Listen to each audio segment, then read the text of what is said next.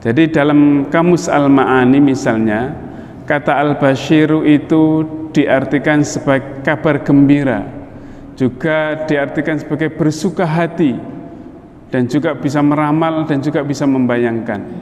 Tetapi kebaikan atau kabar gembira itu sesungguhnya adalah merupakan sebuah kebaikan yang menyiratkan kegembiraan di dalam wajah seseorang. Jadi dulu dalam kisahnya Nabi Yusuf itu disebutkan, falamma anja'ahul basyiru alqahu ala wajhihi.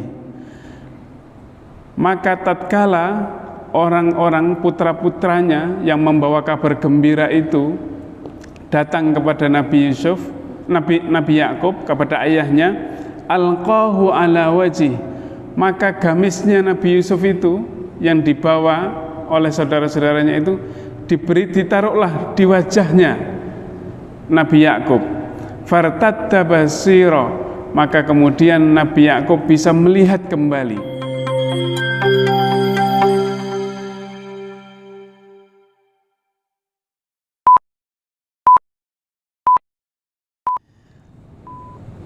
Assalamualaikum warahmatullahi wabarakatuh.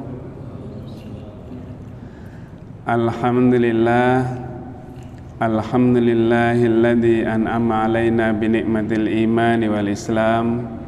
Asyhadu an la ilaha illallah wahdahu la syarikalah wa asyhadu anna Muhammadan abduhu wa rasuluh la nabiyya ba'dah. Allahumma salli wa sallim wa barik ala nabiyyina Muhammadin wa ala alihi wa sahbihi wa mawalah. Qala Allahu ta'ala fi kitabihil karim, a'udzu billahi minasy syaithanir rajim.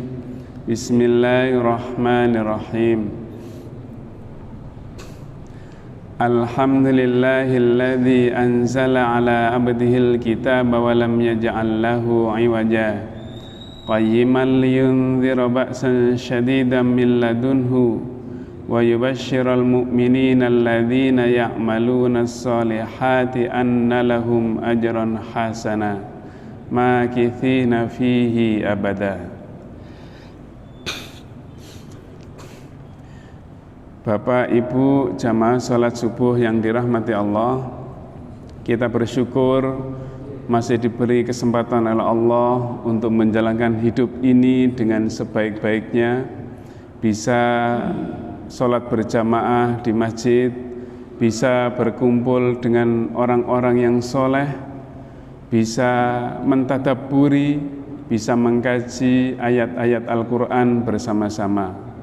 Tentu ini kenikmatan yang luar biasa bagi kita, karena tidak semua orang tentu saja bisa menjalankan subuh, lalu kemudian bisa saling merenungi, saling mentadabburi, saling mengkaji bersama tentang ayat-ayat Allah. Bapak Ibu jamaah salat subuh yang dirahmati Allah, kalau beberapa hari yang lalu kita masuk pada ayat kedua dari surat Al-Kahfi, dan kita sudah bagaimana dahsyatnya peringatan Allah kepada orang-orang kafir, maka pada pagi hari ini kita akan mencoba mengkaji lebih jauh tentang bagaimana indahnya kabar gembira yang diberikan Allah kepada hamba-hambanya.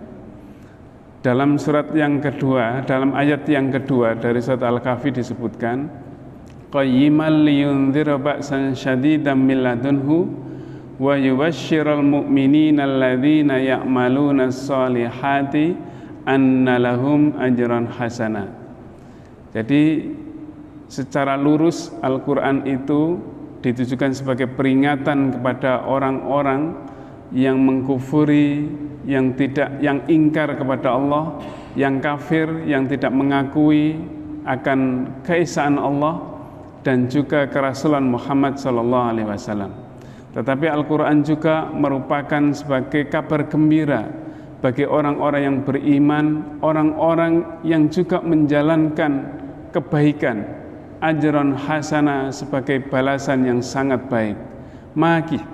Makithina fihi abada, dan dia juga mereka akan menjadi kekal di dalamnya. Nah, bagian yang kedua inilah yang akan mencoba kita kaji bersama.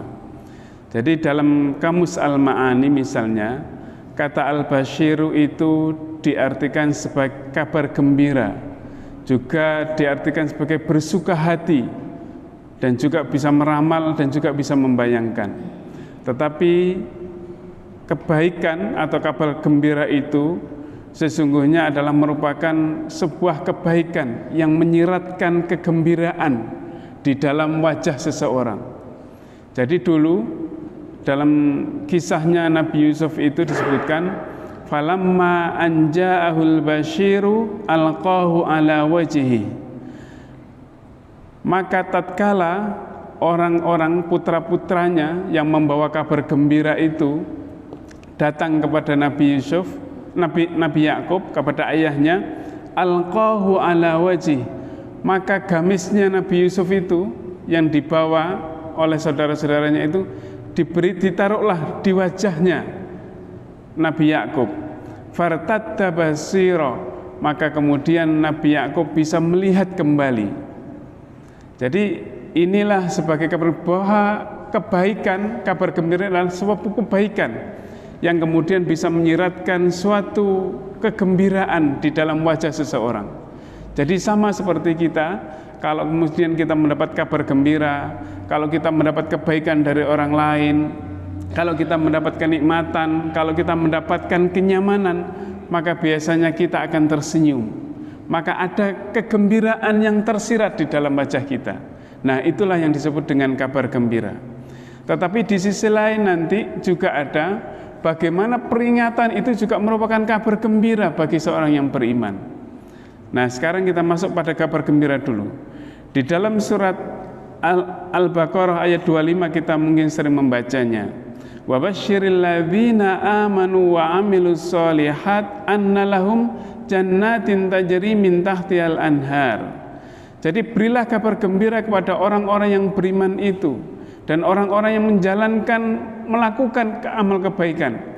As-sholihat, sesungguhnya bagi mereka adalah surga yang di dalamnya sungai mengalir di bawahnya itu. Jadi ini adalah gambaran bagaimana kabar gembira yang diberikan kepada orang-orang yang beriman. Jadi ini adalah sasaran pertama.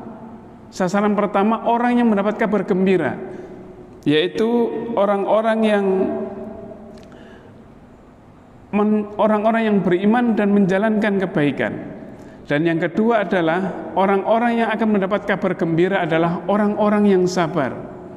Kalau di dalam surat Al-Baqarah juga di juz yang kedua itu wabasyiris sabirin alladzina idza asabathum musibah qalu inna lillahi wa inna ilaihi rajiun. Maka orang-orang yang telah diberi ujian oleh Allah, mungkin ujian kelaparan, ujian kekurangan, ujian tentang kematian, maka kata Allah wabasyiris sabirin, berilah kabar gembira kepada orang-orang yang bersabar itu. Siapa orang yang bersabar? Alladzina idza asabathum musibah, maka apabila ia ditimpa suatu musibah, qalu inna lillahi wa inna ilaihi rajiun, yaitu orang-orang yang apabila diberikan ujian, ditimpakan musibah, dia mengatakan sesungguhnya kami adalah milik Allah dan kami akan kembali kepada Allah. Ini adalah orang-orang yang sabar. Dan yang ketiga adalah kabar gembira itu diberikan kepada hamba Allah yang berbuat kesalahan dan dosa. Tentu saja mereka yang berbuat salah dan dosa, tetapi mereka masih mau kembali bertobat kepada Allah Subhanahu wa taala. Jadi dalam sebuah ayat disebutkan dalam surat Al-Hijr ayat 49, Nabi ibadi anni anal ghafurur rahim. Jadi berilah kabar gembira kepada hamba-hambaku yang berbuat dosa itu, katanya. Sesungguhnya aku adalah orang yang maha pengampun dan juga maha penyayang. Di dalam Az-Zumar juga disebutkan walladzina istanabut taghut ayya'buduha wa anabu ilallahi lahumul busyra wa basyir ibad. Jadi dan orang-orang yang telah menjauhi tauhid dan dia juga tidak menyembah tauhid itu, wa anabu ilallah, dan dia kembali kepada Allah, lahumul busyra, maka mereka orang-orang ini yang telah kembali dari kesesatan menuju kebenaran itu akan diberi kabar gembira oleh Allah. Fa basyir ibad, maka berilah kabar gembira kepada hamba-hambaku ini. Jadi dua ayat ini menyiratkan bahwa orang-orang yang berdosa, orang-orang yang membuat kesalahan juga akan mendapatkan kabar gembira. Tentu saja kabar gembira itu dengan ampunan yang diberikan Allah kepada kita. Tetapi sekali lagi, ada juga merupakan kabar gembira itu juga merupakan suatu peringatan bagi seseorang. Saya memberikan gambaran begini.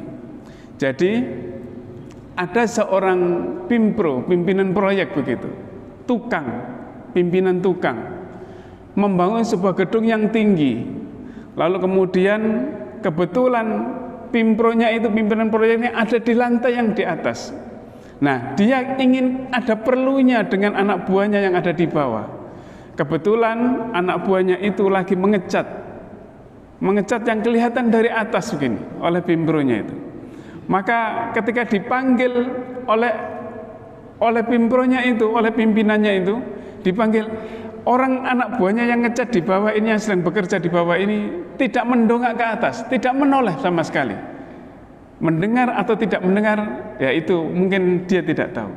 Maka kemudian oleh sang pimpinan itu dilemparlah dia dengan uang 1000-an, uang 1000 dulu, 1000 dilipat-lipat karena dia membawa uang 1000, maka dilemparkan ke bawah kepada anak buahnya itu.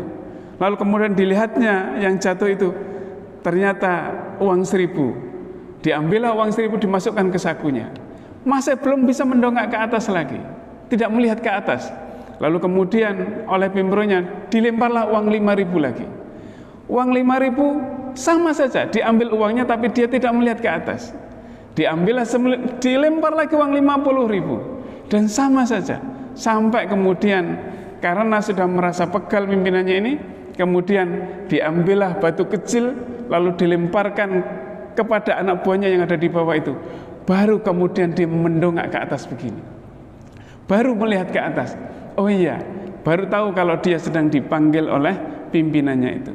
Ini adalah gambaran bahwa manusia itu kadang-kadang diberi kenyamanan, diberi kenikmatan, diberi kelebihan rezeki, tetapi tidak merasa bahwa apa yang diberikan dengan kenikmatan itu juga merupakan peringatan dari Allah Subhanahu wa Ta'ala. Jadi kalau orang-orang misalnya, ini ada gambaran saja. Jadi kalau kita ini kadang-kadang merasa kalau awal tadi adalah ujian, musibah, ketidaknyamanan, maka yang kedua ini adalah bahwa sesungguhnya kadang-kadang kenikmatan itu pun sesungguhnya kadang merupakan peringatan bagi kita semua. Saya pernah membaca kisahnya Imam Ahmad bin Hanbal.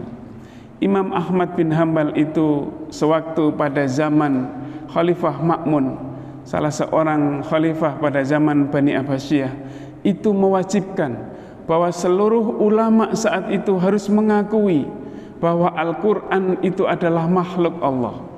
Makhluk Allah atau hadis, bukan qadim. Tetapi dalam pandangan Imam Ahmad bin Hanbal bahwa Al-Quran itu qadim karena bagian dari firman Allah, tidak merupakan satu makhluk. Maka suatu saat itu Imam Ahmad bin Hanbal kemudian sedang melakukan perjalanan ke Mesir. Di Mesir ketemu teman-temannya yang sama-sama ulama juga, kemudian mengatakan, mengapa engkau tidak mengakui saja wahai sang imam, mengakui bahwa Al-Quran itu qadim? Bukankah kita dilarang wala tulqu aidikum ila tahlukah, katanya. Jadi jangan sampai kamu menyeburkan dirimu ke dalam kehancuran. Artinya apa? Seseorang yang kemudian tidak mau mengakui bahwa Al-Quran itu adalah hadis, adalah makhluk Allah, maka oleh khalifah saat itu dia akan ditakzir, akan disiksa, bahkan akan diberi sanksi yang sangat luar biasa. Maka kemudian Imam Ahmad bin Hambal mengatakan, daripada aku akan menyesatkan orang-orang yang ada di sekelilingku nanti, maka lebih baik aku mati saja. Bagaimana mengatakan menyesatkan? Ketika Imam Ahmad nanti ditakzir, ketika dihukum oleh sang khalifah, maka dia lalu kemudian dia mengakui di hadapan begitu orang banyak, maka dia akan mengatakan bahwa Al-Quran itu adalah makhluk Allah atau hadis. Maka kemudian ketika aku mengatakan begitu, maka seluruh orang yang menyaksikan itu akan mengatakan bahwa Al-Quran itu qadim, dan itu menurut saya tidak benar. Maka kemudian Imam Ahmad bin Hambal kemudian disiksa, ditarik dalam cerita itu, ditarik oleh unta antara kaki, dipentang katanya, kata orang-orang sekarang. Maka setelah itu mungkin karena ketaatan dan kedekatan Imam Ahmad bin Hambal ini, setelah disiksa itu kemudian sang khalifah 3 hari kemudian dipanggil oleh Allah Subhanahu wa ta'ala. Pengganti dari Al-Ma'mun ini adalah seorang khalifah yang memang sangat mencintai kepada Imam Ahmad bin Hambal dan setuju dengan pemikiran Imam Ahmad bin Hambal.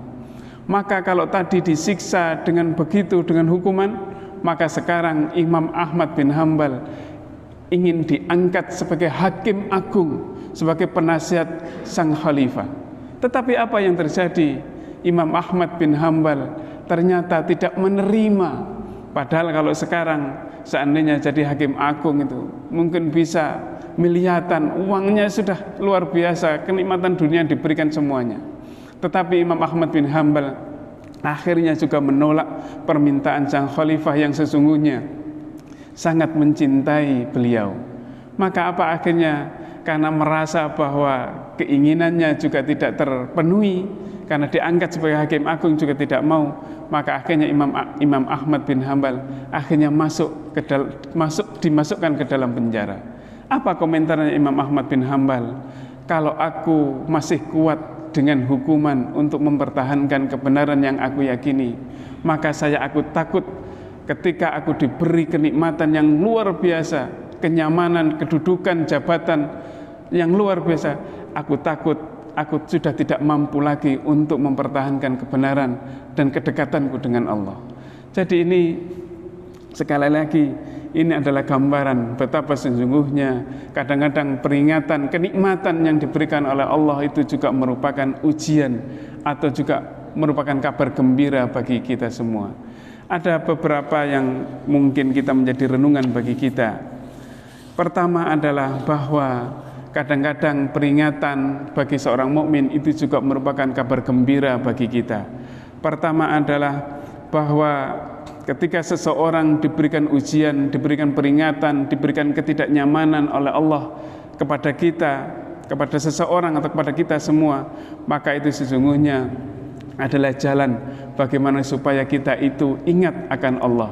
Seperti layaknya seorang pimpinan yang ada di atasnya lalu mengingatkan anak buahnya yang ada di bawahnya, dia baru mendongak ke atas.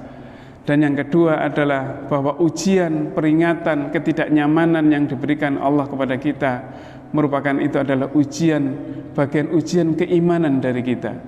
Kalau dalam surat Al-Ankabut itu disebutkan bahwa jangan dikira manusia itu setelah mengucapkan aku beriman kepada Allah kemudian dibiarkan begitu saja. Tetapi manusia itu, orang yang beriman itu yang telah mengucapkan bahwa aku beriman kepada Allah, dia akan diberikan peringatan untuk mengetahui sampai di mana tingkat keimanannya. Maka itulah seperti yang diberikan mungkin peringatan Allah pada kita. Dan yang ketiga adalah bahwa bisa jadi batu kecil atau ujian atau peringatan Allah kepada kita, ketidaknyamanan itu merupakan itu kebaikan yang berikan Allah kepada kita. Wa asa an takrahu syai'an fahuwa khairul lakum. Bisa jadi apa yang kamu benci itu, yang tidak kamu senangi itu merupakan kebaikan bagi kamu. Sebaliknya juga begitu. Bisa jadi sesuatu yang kita senangi itu adalah merupakan jelek bagi kita, keburukan bagi kita. Sama seperti kita berdoa, kalau kita berdoa kepada Allah dengan penuh keyakinan, kalau Allah kemudian tidak mengabulkan doa kita pada saat di dunia ini, mungkin itu juga akan tidak menjadi kebaikan bagi kita. Justru kalau tidak dikabulkan, mungkin itu juga justru itu akan menjadi kebaikan bagi kita. Dan yang keempat adalah bahwa peringatan ketidaknyamanan, kesengsaraan, kesusahan yang diberikan Allah kepada kita itu juga bagian dari kerinduan Allah kepada hambanya. Dalam sebuah hadis qudsi disebutkan ketika Allah memerintahkan kepada para malaikat, intoliku ila abdi fasubbu sobba, wahai para malaikatku, coba kamu datang ke hambaku itu dan timpakan kepadanya sebuah ujian. Fa inni uhibbu an asma'a sautah, karena aku sesungguhnya merindukan untuk mendengar suaranya. Jadi kalau kita ini seorang hamba Allah yang dekat dengan Allah, biasanya kalau diberikan ujian, diberikan peringatan, ketidaknyamanan, biasanya kita langsung berdoa kepada Allah. Itu yang kadang-kadang dirindukan oleh Allah Subhanahu wa Ta'ala dari hamba-hambanya. Berarti kan orang luar biasa orang yang dirindukan oleh Allah itu. Itu yang keempat. Dan yang kelima adalah bahwa peringatan yang diberikan kepada kita, mungkin segala ketidaknyamanan, merupakan bagian dari cara Allah untuk menghapus dosa-dosa kita. Tamhis namanya di dalam istilahnya akhlak itu. Jadi tamhis itu adalah menghapus dosa-dosa kita, mungkin dengan kesusahan, mungkin dengan kesedihan, mungkin dengan kekurangan, bahkan ketika kita tertusuk duri sekalipun, maka itu adalah bagian cara Allah untuk menghapus dosa-dosa kita. Jadi ada sebuah kisah yang menarik. Mohon izin sebentar. Jadi ada sebuah kisah, ada riwayat menceritakan dulu ada seorang raja. Raja itu zalim, aniaya terhadap rakyatnya, dan isinya cuma dosa dalam hidupnya itu. Maka satu saat kemudian sang raja ini sakit, dan kemudian sakit dibawakanlah ke tabib dan dikumpulkan semua tabib. Maka kemudian mengatakan, ini obatnya sang raja ini adalah ikan yang kebetulan pada saat ini ikan itu tidak keluar dari sarangnya. Maka kemudian karena seorang raja yang sakit, maka tetap diusahakanlah untuk mencari ikan obat yang dimaksud oleh sang tabib itu ke laut. Maka ketika dicari oleh seluruh tentaranya, ternyata ikan itu ditemukan sesuai dengan keinginan sang tabib itu. Diberikanlah ikan itu kepada raja yang zalim ini, lalu kemudian raja itu pun kemudian sembuh. Di kemudian hari, pada saat jarak yang agak lama kemudian, ada seorang raja yang adil. Raja itu isinya hampir seluruh kebaikannya, seluruh hidupnya berisi tentang kebaikan. Maka suatu saat sang raja ini pun sakit, sama seperti yang diderita oleh sang raja yang zalim itu. Maka kemudian kata sang tabib, sudah gampang, karena saat ini musimnya ikan itu keluar dari sarangnya. Maka kemudian dicarilah ikan itu ke laut. Tetapi apa yang terjadi? Setelah dicari, ikan itu tidak keluar dari sarangnya, dan kemudian tidak ditemukan oleh anak buah raja yang adil itu, raja yang soleh ini. Maka kemudian diberitahukan, dan sampai akhirnya raja yang adil, raja yang soleh ini pun akhirnya meninggal dunia. Maka para malaikat bertanya kepada Allah, ya Allah, mengapa engkau raja yang zalim itu engkau tolong, sementara raja yang adil itu engkau ambil dan engkau wafatkan? Maka kata Allah, seorang raja yang zalim itu memiliki satu kebaikan yang aku ingin membalas di dunia, sehingga nanti ketika dia menghadapku, maka dia tinggal seluruh keburukan dan kezalimannya saja. Sementara raja yang adil, raja yang soleh itu memiliki satu kejelekan, satu dosa yang aku ingin membalas dosanya itu di dunia dengan aku memanggilnya dan mewafatkannya. Sehingga nanti kata Allah, kalau dia menghadapku, maka dia akan tinggal tersisa kebaikannya saja, dan kezalimannya sudah aku balas ketika di dunia itu. Mungkin hanya ini yang bisa saya sampaikan. Semoga yang sedikit ini ada manfaatnya bagi kita. Sementara yang terakhir, ayat yang ketiga adalah makithina fihi abada, bahwa kabar gembira kebaikan itu tentu saja mereka akan berada kekal di dalamnya.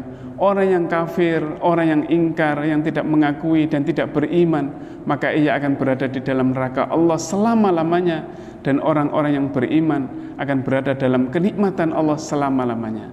Semoga ayat yang kedua dan ayat yang ketiga ini bisa menjadi renungan bagi kita, sehingga kita juga menjalankan hidup ini menjadi lebih baik, dan tentu saja kita menjadi lebih dekat dengan Allah, dan kita tetap berhati-hati dalam menjalankan hidup ini.